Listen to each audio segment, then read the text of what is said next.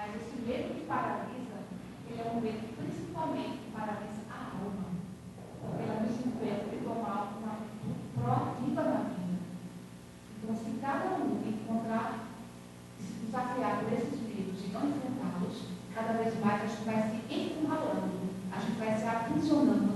próprios sentimentos. Por quê? Tudo isso tem uma base também, é a falta de fé, é a insegurança, ou seja, a pessoa não acredita em si, não confia. Então, a pessoa que tem a confiança em si, ela tem que ter coragem de enfrentar. E se não tem que buscar o esforço, tem que buscar coragem, tem que buscar na leitura, tem que buscar em locais, que a fortaleza para tomar uma decisão. Se todo mundo ficar acovardado diante de uma situação, mais do que já está, não vai estar progresso. Nós vamos estar inseridos na necessidade do trabalho de cada um. Cada um é uma ferramenta de Deus. Eu lembro que nós começamos a ter uma organização, acho que a gente já fez isso, com duas crianças. Duas crianças que nós começamos. E uma trabalhadora da família que dizia, não, a gente tem que estudar muito, a gente tem que estudar mais. Eu disse, mas vamos começar mais? Ela dizia, não, mas nós vamos estudar mais. O pessoal faz lá e abrir. Porque a necessidade de quem vê como espiritual, só que a qualidade de crianças que estão aqui na casa. E tinha que começar esse trabalho. Hoje nós temos mais de 50 crianças e 15 mães, entre mães e avós. Então, fora a parte dos encarnados que estão aqui para assistir, para acompanhar, que são trazidos, então a gente não tem que ter medo de enfrentar situações, porque nós temos o socorro voltado da espiritualidade. Por mais que a gente veja desafios aqui, ou veja os perigos que estão ao nosso redor, nós não podemos esquecer que quem está no reino é Jesus. Ismael está no comando disso tudo. Então, milhares, centenas de espíritos abnegados que querem progresso, que querem que saiam desse estado de letargia que tem muita gente vive. Por isso que depois se leva a todos os quadros aí de transtornos, Aí se gerando medo, transtornos, síndromes. Por quê? Porque a pessoa vai estar aprisionando nesses sentimentos. E a partir do momento que a gente enfrenta, que a gente faz o trabalho voluntário e que a gente sai desse casulo, a gente se fortalece. Porque o nosso espiritual é voluntário. Todo mundo que vai checar o animal dos micróbios é trabalho. É trabalho para crescer, para se reproduzir. E a gente, quando ser humano, tem que também ter o nosso esforço. O esforço ele é intransferível. Então, cada um tem a capacidade de trabalho. Os talentos são diferentes, mas a capacidade de trabalho, como também é, cada um tem que ver o que melhor se aprimora, o que mais se enquadra e realizar o trabalho. Seja lá no fundo, casa, na rua, na sociedade, nos centros espíritas, na igreja, na comunidade, mas o trabalho tem que ser feito em cada um de nós, enquanto seres humanos, e necessitamos e pedimos para estar no planeta Terra. E a próxima grande escola, gente? Muito obrigada a todos, que essa reflexão possa tocar nossos corações e que nosso irmão Jefferson, conhecido da casa, que é da União Fraterna Espírita, nosso companheiro também de jornada em Patrocínio da casa, que ele seja bem-vindo aqui, que seja acolhido em nossos corações e que a sua mensagem realmente possa nos aquecer nessa noite de inverno. Vai caber.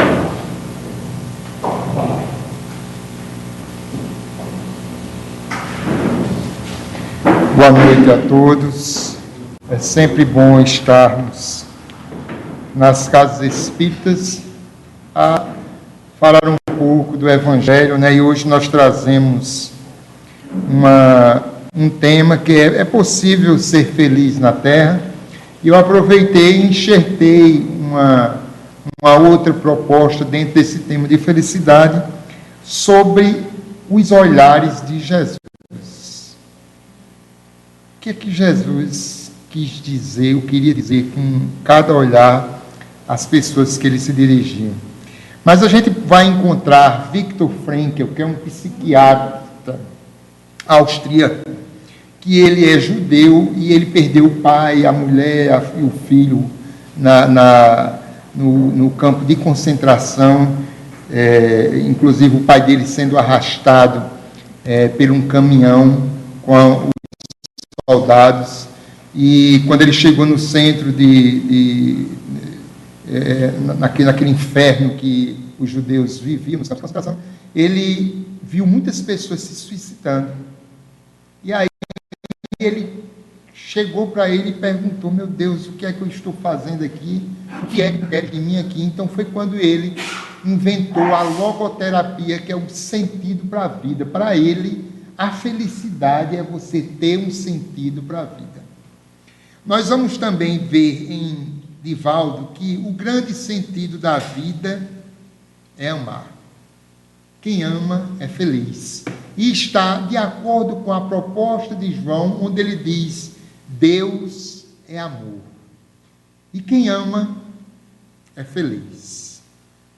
Então, para entrarmos mais ainda em outros conceitos de felicidade, a gente vai ver nos filósofos do Ocidente, né, que eles tentaram explicar a felicidade. Tema que nós perseguimos aqui na Terra. Nós estamos na cabeça que nós temos que ser felizes em todos os níveis, em todos os ramos da nossa vida. Então, a primeira escola que a gente vai ver é de Epicuro, né, a epicurista, e ele dizia que para ser feliz, a criatura tem que ter posse, tem que ter bens, tem que ter dinheiro. Então isso aí foi se alastrando, só que foi percebido uma coisa, que as pessoas depois ficavam tristes, porque elas pensavam na morte. E no caixão, até hoje eu nunca vi nenhum familiar botar o dinheiro arrecadado por uma pessoa que passou o tempo todo juntando para ir com o defunto para o além. Pelo contrário, o dinheiro fica aqui para ser motivo de briga, né? De desavenças. E as pessoas prestaram atenção que essa proposta de Epicuro não dava certo. Elas ficavam tristes porque não tinham como levar. A segunda proposta era a de Diógenes. A proposta cínica, porque Diógenes dizia que para você ser feliz, você não deve ter nada. Era o oposto. Nada, nada, nada. E qual foi o problema? Foi que a maioria das pessoas que pensavam nessa proposta ficavam desapontadas. Por quê? Porque é necessário você ter uma certa condição para você ter um lugar para morar, se você tiver condições para não depender do SUS, ter um dinheiro para ter um plano de saúde, ou para você ter uma vida melhor, se alimentar bem, vestir seus filhos.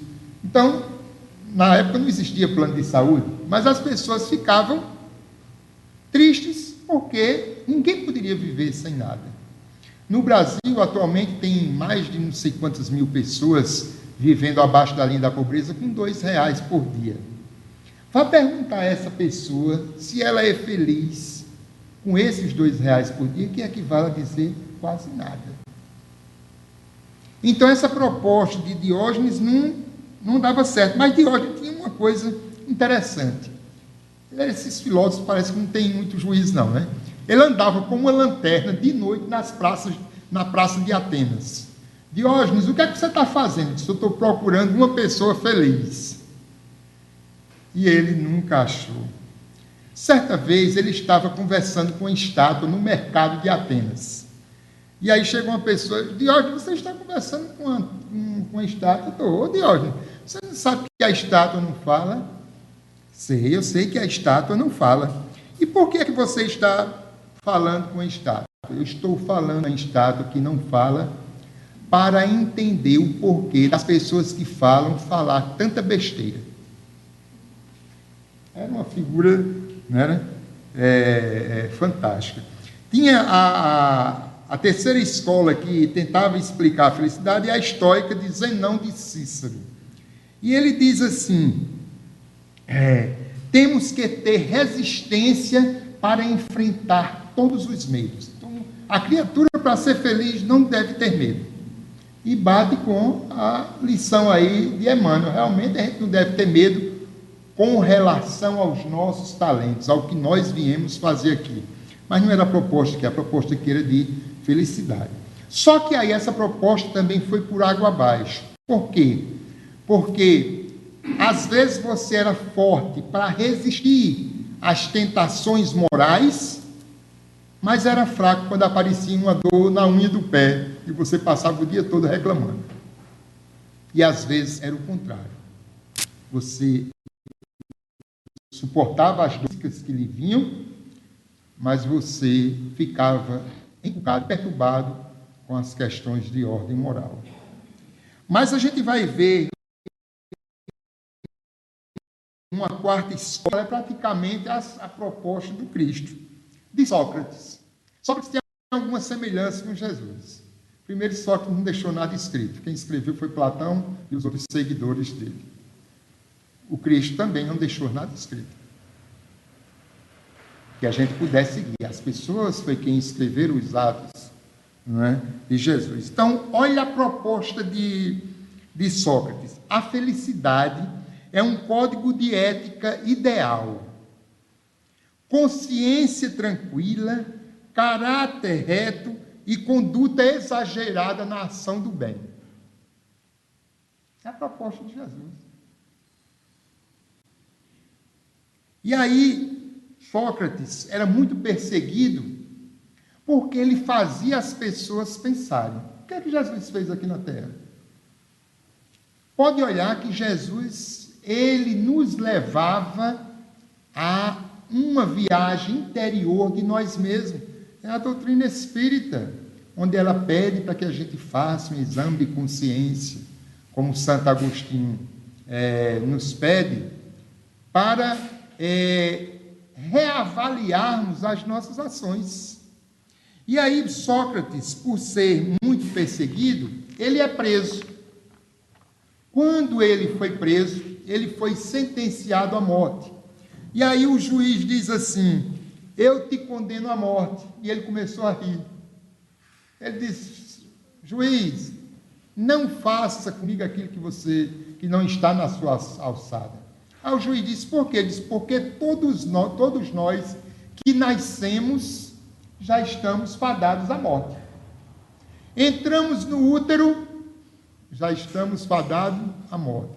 Então, juiz, não venha me dar o que você não pode dar. E aí ele foi sentenciado à morte, né? E ele tinha um discípulo muito seguidor dele, que ele era Críton, e Críton ficou preocupado, porque ele foi sentenciado à morte para beber cicuta, que é um veneno poderosíssimo. Só para vocês terem ideia do poder dele, 1 grama é capaz de matar 20 cavalos. E olha que os cavalos são muito fortes. Tá? E aí ele chega para Sócrates e diz: mestre, Sócrates preso, amanhã tu estarás livre. Oxente, Críton, por que eu estarei livre? Porque nós subornamos o guarda, e o guarda vai deixar o portão aberto para tu ser livre e poder continuar ensinando a nós as belezas que tu ensina, de ética, de moral, de honestidade. E aí ele olha para Críton e diz: Críton, que filósofo mau tu és.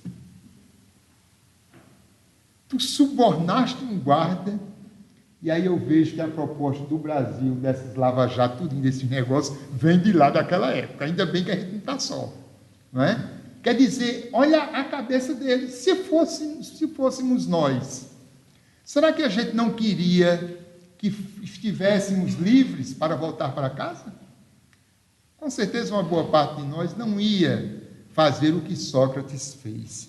E aí o Críton pergunta, o guarda diz assim: ei, Sócrates, ainda tu tens 1 hora de vida.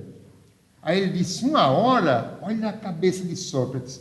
1 hora é muito pouco para quem tem a eternidade.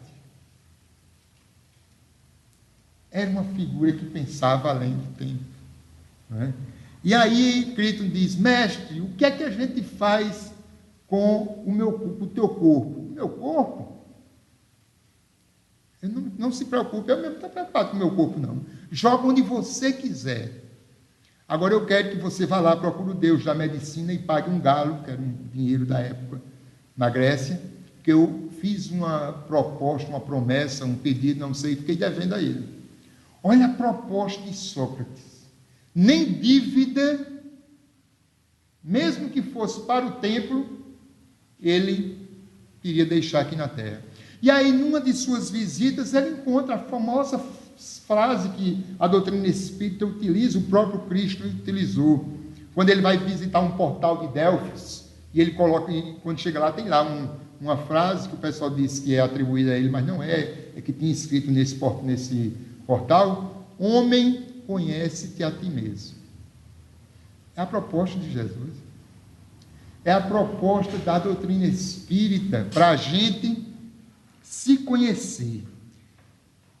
Uma outra proposta que também tenta explicar a felicidade é a de Joana de Ângeles, onde ela diz que felicidade é conquista íntima.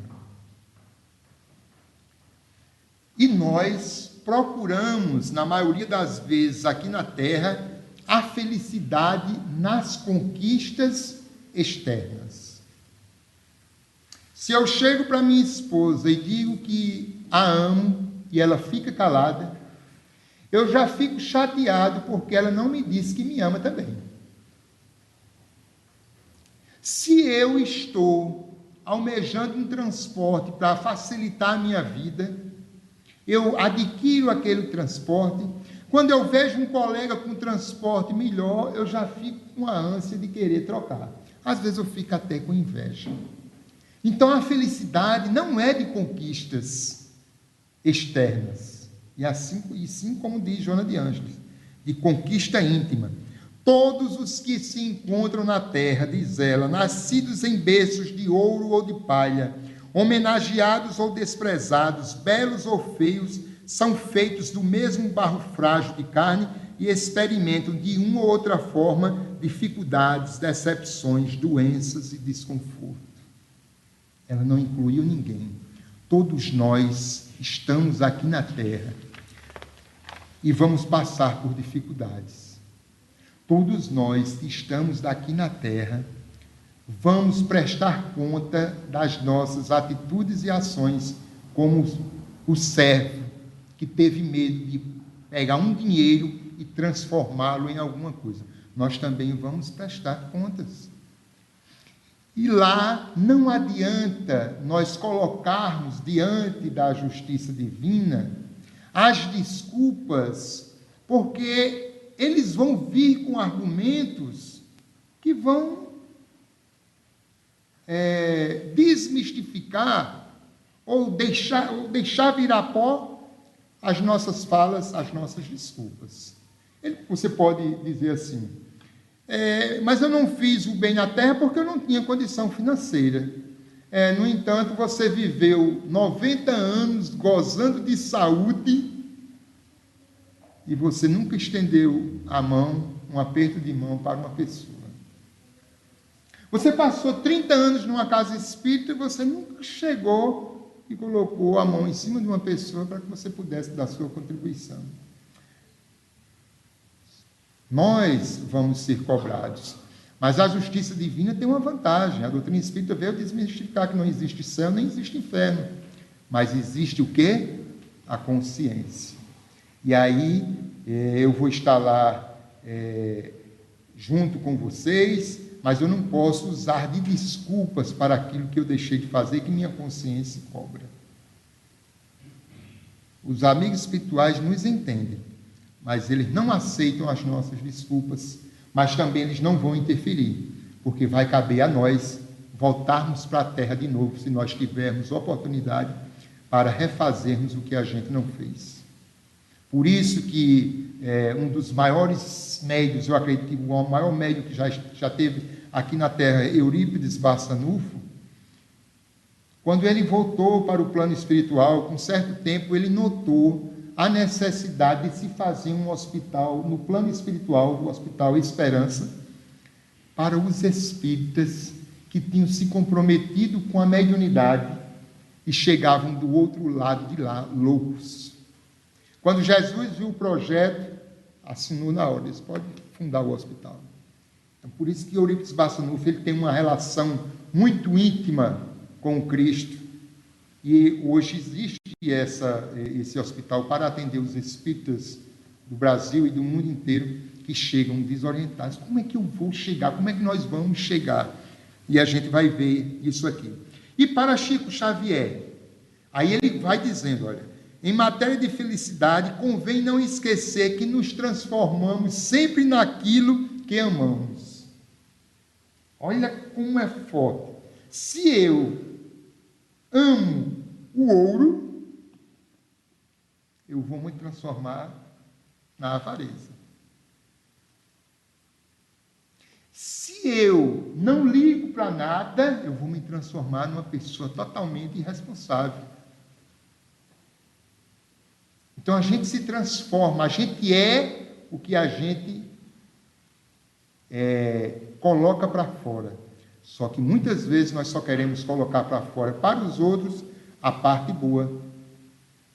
Quando a gente está namorando, quando a gente começou a namorar, tomava banho, se perfumava. Eu garanto como nenhum aqui ia de sandália japonesa para a casa da namorada, não.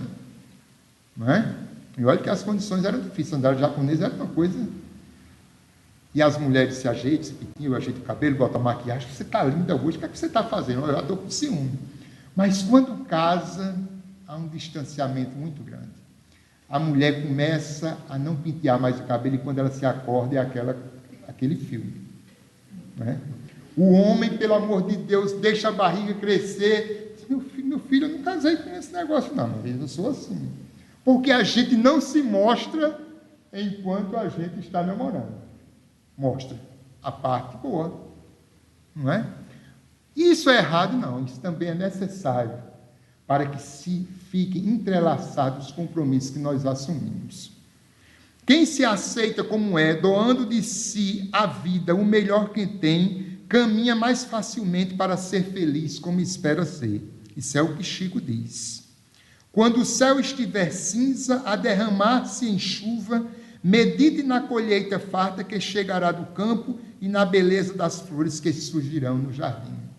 É ele dando uma proposta, olha, mesmo quando as coisas, quando estiver chovendo canivete, fica tranquilo que depois dessa chuva vai aparecer uma coisa boa na tua vida.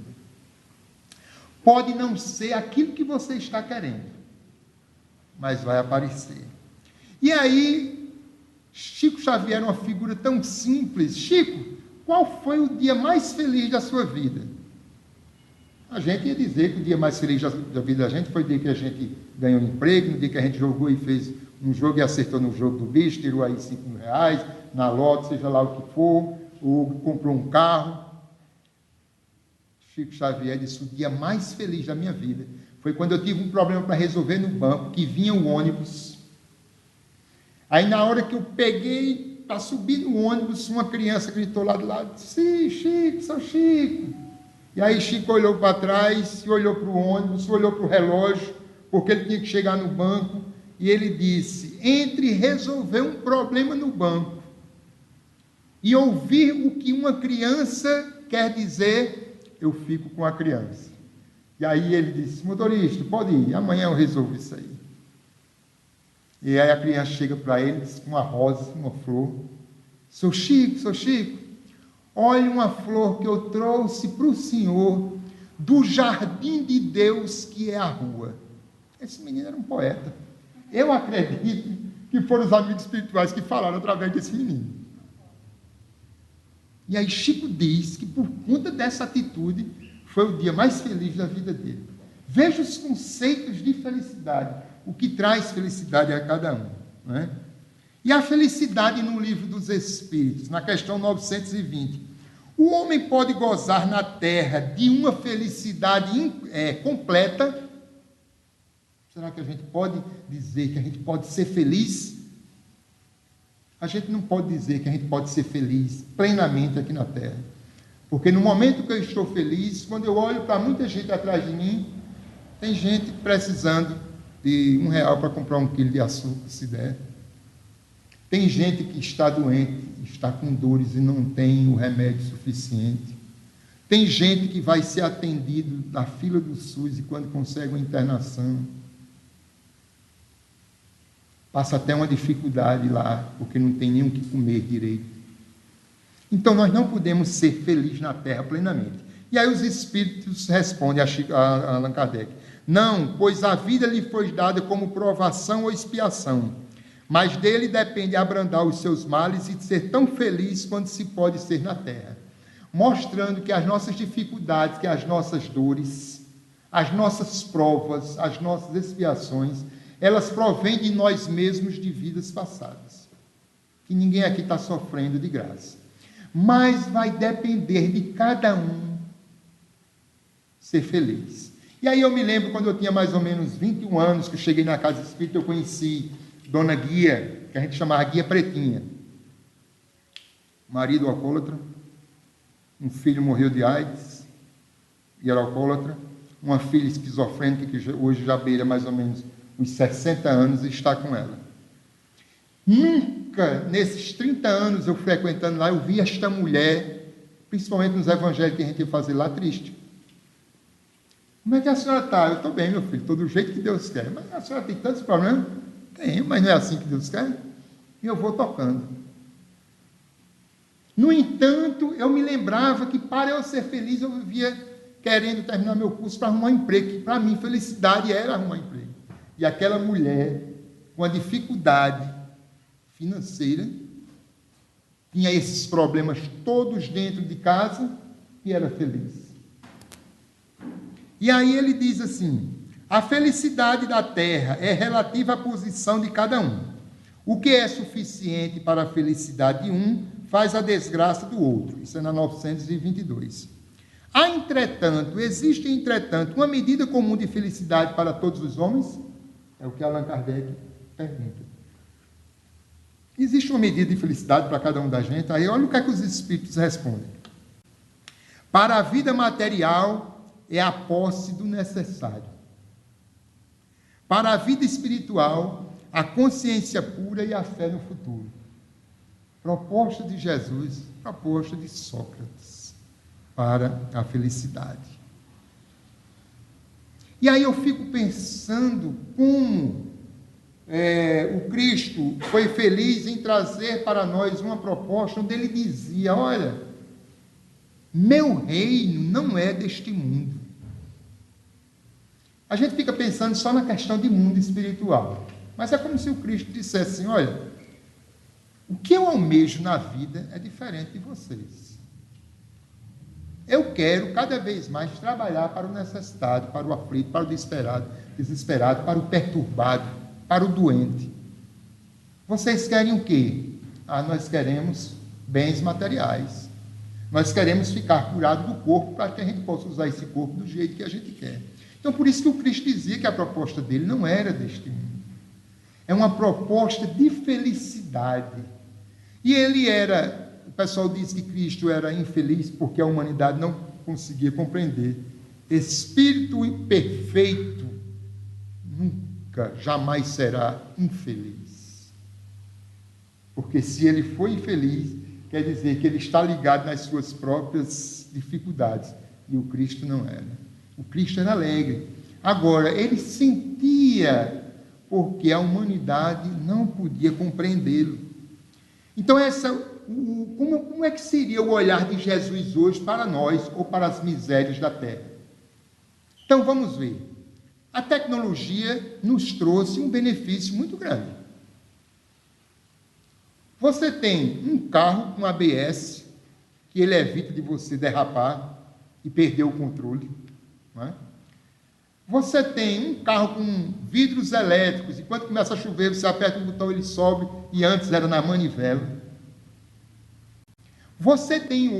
Nós temos hoje, um telefone que a gente liga para a farmácia vem deixar, ou a farmácia, ou o restaurante vem deixar a comida em casa.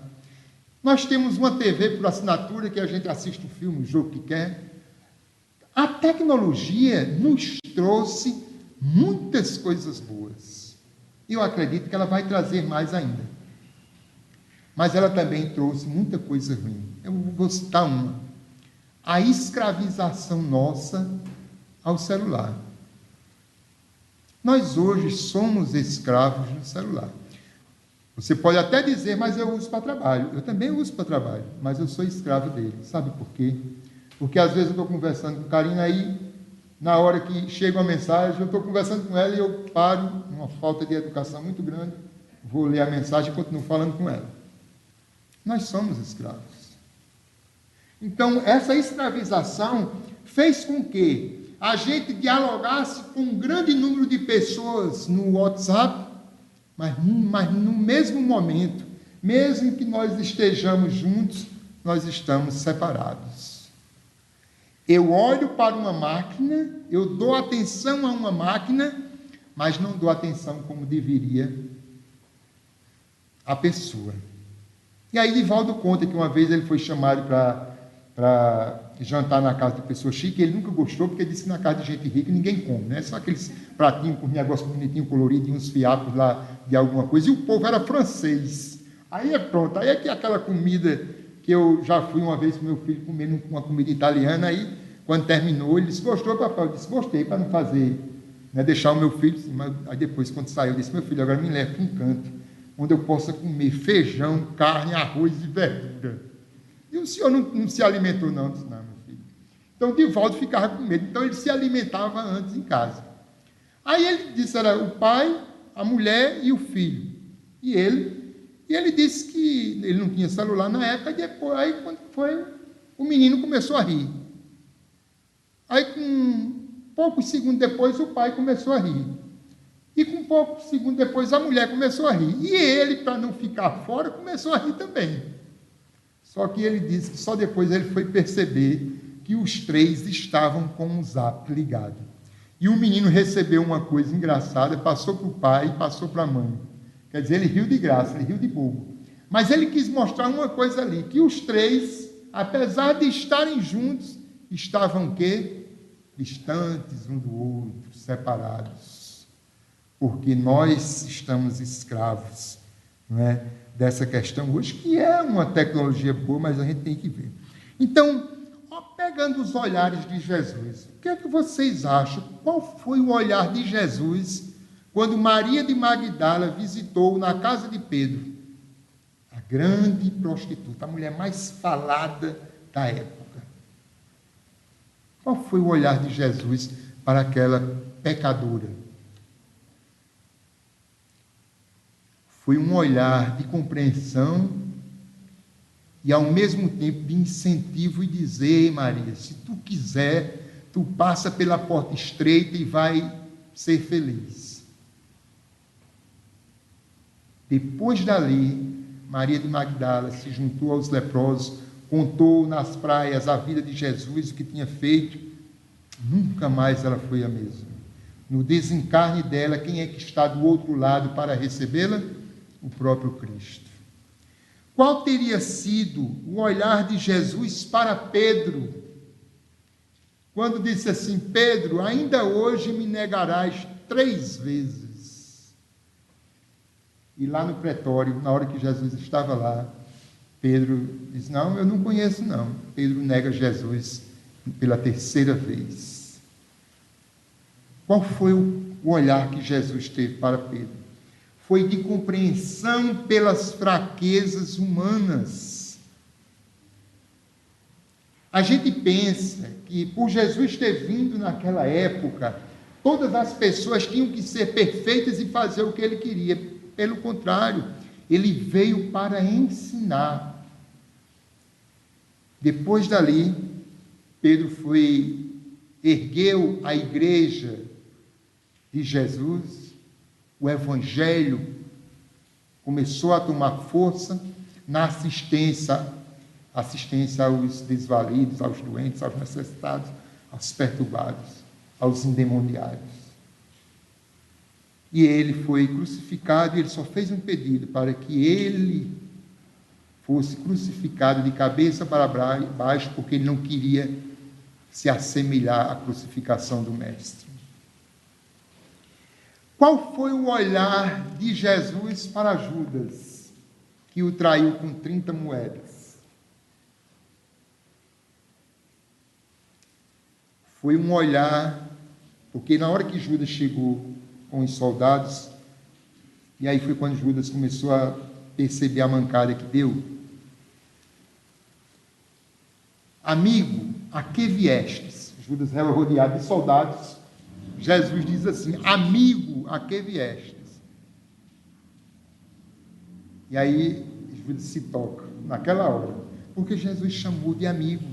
E aí Judas suicida-se e conta aos amigos espirituais que Jesus só apareceu na terra aqui depois de 3 dias para os seus discípulos, na realidade aparecendo primeiro para Maria de Magdala, a prostituta. Porque nesses 3 dias ele estava nas zonas umbralinas, tentando convencer Judas de que ali era uma fraqueza dele e que ele tinha que se erguer. Qual é o amigo que vai buscar o outro depois do outro o ter levado para a miséria? E aí Judas vem em 1600 e alguma coisa, na famosa guerra, 1400 e alguma coisa, a famosa guerra dos 100 anos, como Joana d'Arc, para libertar o povo francês do domínio inglês. E quem é que entrega ela aos ingleses para ser queimada na fogueira viva? Os próprios franceses. Uma jovem que começou a ouvir voz com 12 anos de São Miguel e que com 16 anos ela estava na frente do exército francês, uma mulher. E aí o olhar de Judas foi de compaixão. Era como se ele dissesse: olha, eu te entendo, porque tu ainda estás aqui na terra e o teu desejo ainda é materializado. Porque Judas era uma espécie de um sindicalista, de um lutador pelo povo. Ele achava que em Jesus sendo preso, Jesus ia se revoltar e mandava os exércitos dele dominar o povo, o exército romano.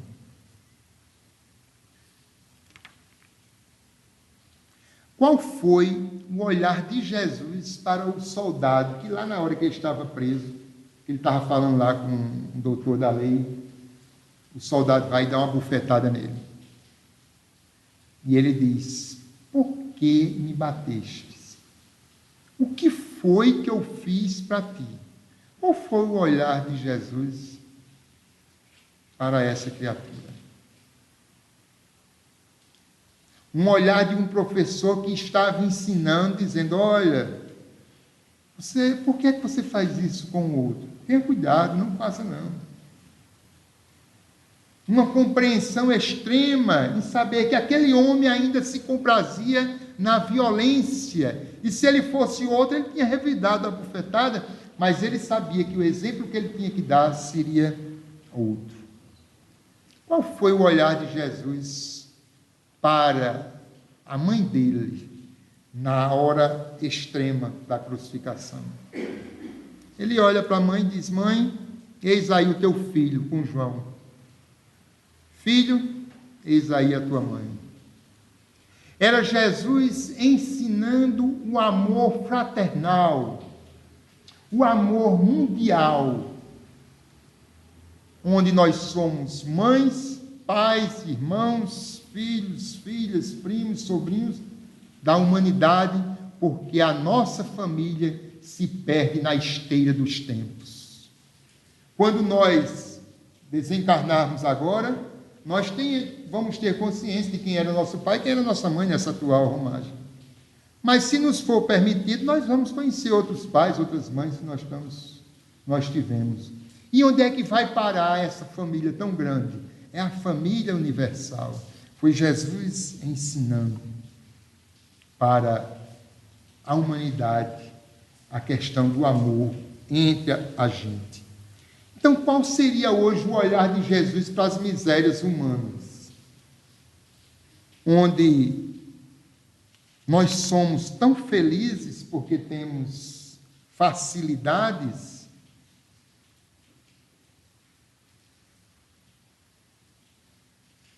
por isso que o Cristo enviou o Espiritismo, para que a gente fizesse uma reflexão psicológica na nossa mente, e dissesse assim: onde é que eu preciso me melhorar? Porque eu já domino qualquer assunto espírita, eu venho aqui, assisto, faço cursos, faço aquilo, eu tenho um bom emprego, eu não tenho, eu tenho isso, eu não tenho aquilo. Tudo isso nós já tivemos em outras vidas. Se eu estou com dificuldade agora, é porque talvez eu tenha abusado lá em outras vidas. Mas, na realidade, eu não preciso só das questões do mundo, do que o mundo me oferece. Eu preciso, primeiramente, entender esse mundo. Primeiramente, o meu mundo íntimo. Por que é que eu, ao sair daqui, quando eu vou no trânsito, eu xingo uma pessoa que fez uma besteira lá na minha frente? Está errado, eu tenho que reflexionar sobre isso aí.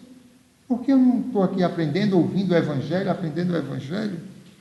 O Espiritismo nos convida a mudar nosso olhar de censura, de reproche, de amargura, de ódio, ressentimento, de isolacionismo em olhares de ternura.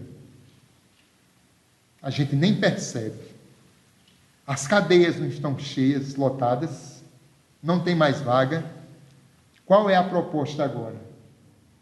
Tornozeleira eletrônica. Talvez isso seja o início para o mundo acabar com essas oficinas do crime que existem instaladas ali.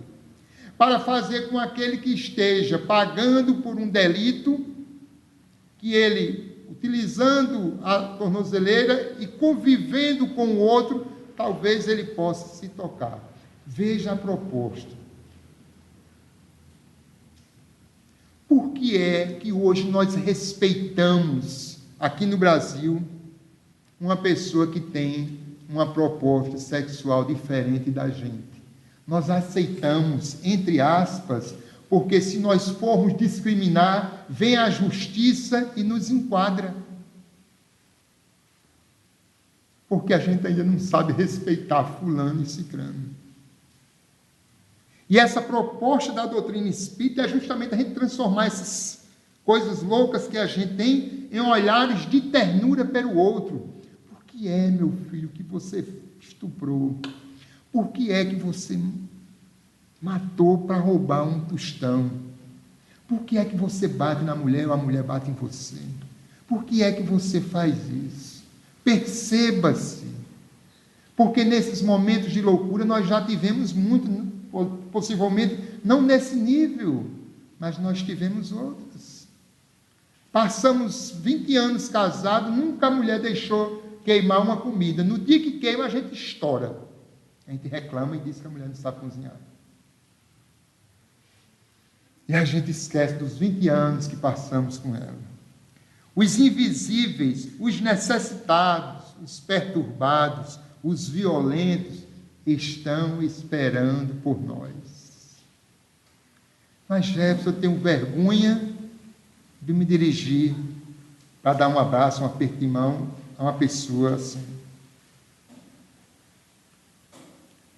Mas nós temos um outro mecanismo, já que a gente ainda não consegue. É trabalhar a prece, a oração em favor dessas pessoas. Essa semana, na sexta-feira, minha esposa estava caminhando lá no Açude Velho, uma senhora, já de idade, seus 60 anos, estava andando de bicicleta, e ela caiu. E minha esposa, andando, quando ia chegar para ajudá-la, um carro do lixo ia passando lá na frente, parou, todos os garis saíram de onde eles estavam para socorrer aquela mulher. Veja que cena, não é? Quer dizer, é como se essas pessoas estivessem preocupadas. E aí a senhora está bem? Começaram a levantar a mulher, aquela corrida toda, e minha esposa ficou, mas, rapaz, eu nunca tive uma atitude dessa. São os tempos mudando. Já notaram que quem ganhava 10 mil hoje está ganhando 3, 4, 5. Por quê?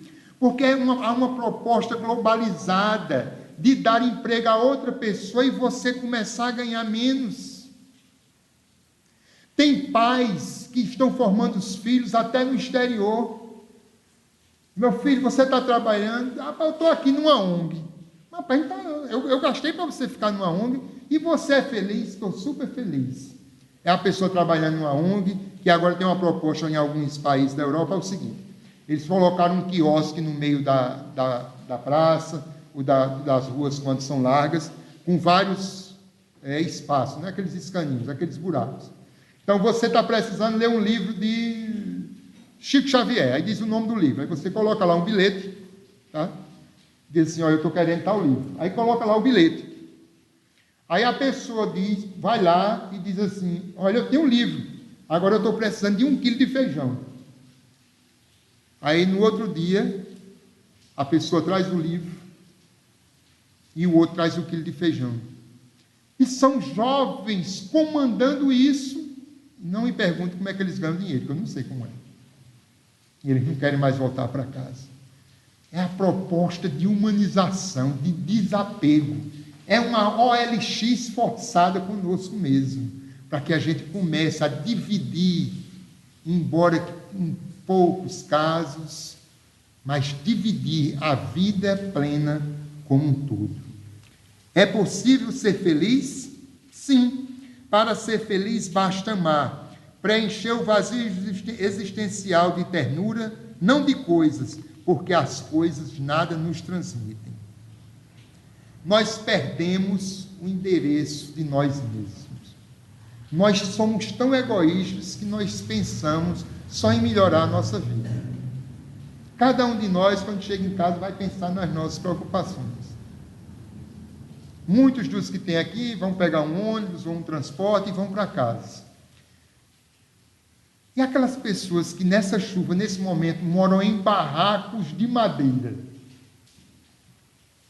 Eu fico pensando nisso todos os dias. Quando tem assim, eu fico pensando, eu peço muito a Deus por elas. E uma forma de eu poder ajudá-los. E uma forma de eu poder ajudá-los é eu diminuir em mim o egoísmo. De primeiramente eu pensar em mim.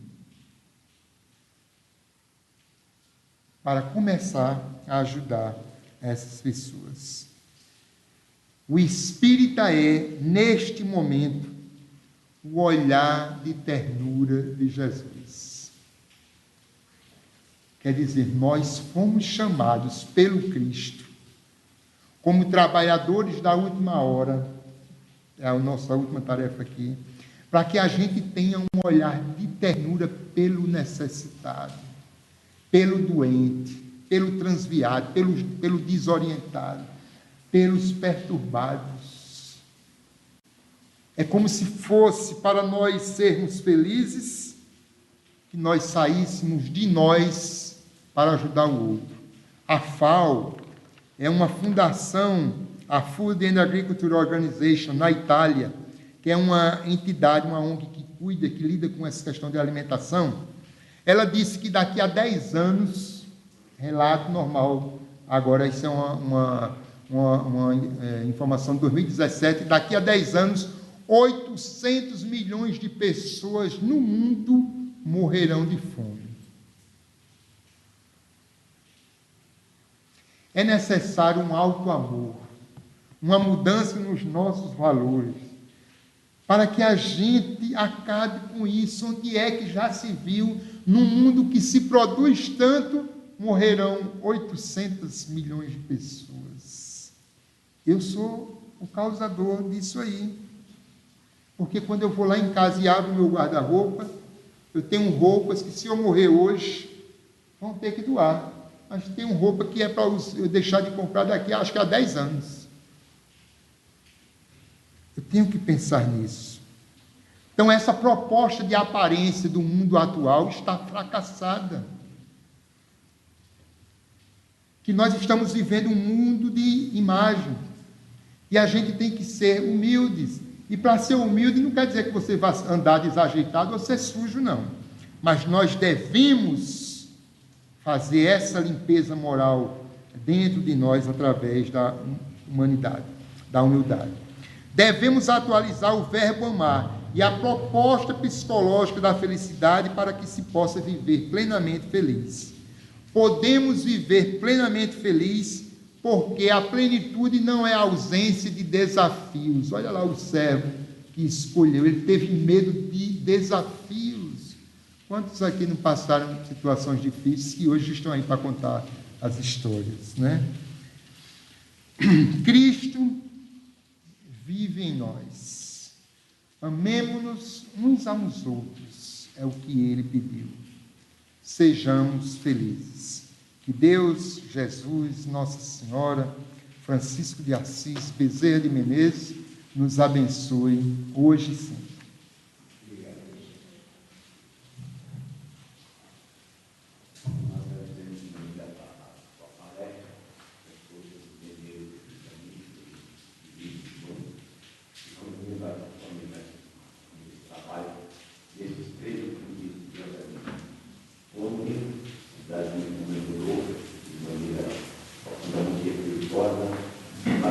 Tirar dia a dia.